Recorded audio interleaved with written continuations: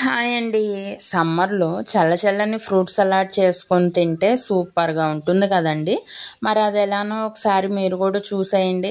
ముందుగా పొయ్యి మీద గిన్నె పెట్టి దానిలో 1/2 లీటర్ పాలు తీసుకొని పాలు బాగా వేడయ్యాక పాలు పొంగుతూ ఉండగా స్టవ్ని మీడియం ఫ్లేమ్లోకి మార్చుకొని 2½ టీ స్పూన్స్ కస్టర్డ్ పౌడర్ తీసుకొని దానిలో వాటర్ పోసుకుంటూ ఉండలు లేకుండా కలుపుకోవాలి. ఆ కలిపిన మిశ్రమాన్ని మరిగిన పాలల్లో పోస్తూ కలదిప్పాలి. కస్టర్డ్ పాలలో వేయగానే టెక్చర్ చాలా గట్టిగా అవుతుంది. కలదిప్పుతూ ఉండాలి, లేకపోతే కింద మాడిపోయే ఛాన్సెస్ ఉంటాయి. దీన్ని 2-3 మినిట్స్ పాటు ఉడికించాలి. లాస్ట్లో 5 స్పూన్స్ షుగర్ కూడా యాడ్ చేసుకొని స్టవ్ అయితే ఆఫ్ చేసుకోవాలి. ఆ వేడికే షుగర్ అయితే కరిగిపోతుంది. ఈ మిశ్రమాన్ని చల్లారబెట్టుకోవాలి. ఈలోపు ఫ్రూట్స్ తీసుకొని దాన్ని చిన్న చిన్న ముక్కలుగా కట్ చేసుకొని పెట్టుకోవాలి. ఇక్కడైతే నేను యాపిల్, బనానా, గ్రేప్స్, దానిమ్మ అయితే తీసుకున్నా.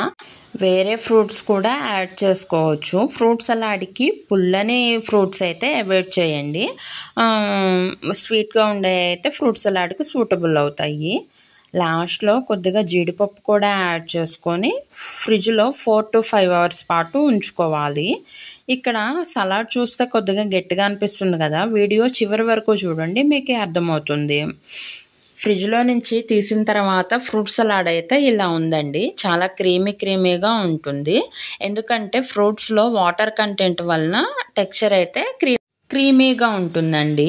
సర్వింగ్ బౌల్లో సర్వ్ చేసుకొని గార్నిష్ కోసం జీడిపప్పు కూడా యాడ్ చేసుకొని తింటే ఎవరైనా సరే ఫిదా అవ్వాల్సిందే. ఈ వీడియో మీకు నచ్చితే లైక్ చేసి, షేర్ చేసి, సబ్స్క్రైబ్ చేయండి. ఈ ఫ్రూట్ సలాడ్ బయట మార్కెట్లో దానిలాగే ఉంటుందండి. ఓకేనా? Bye bye.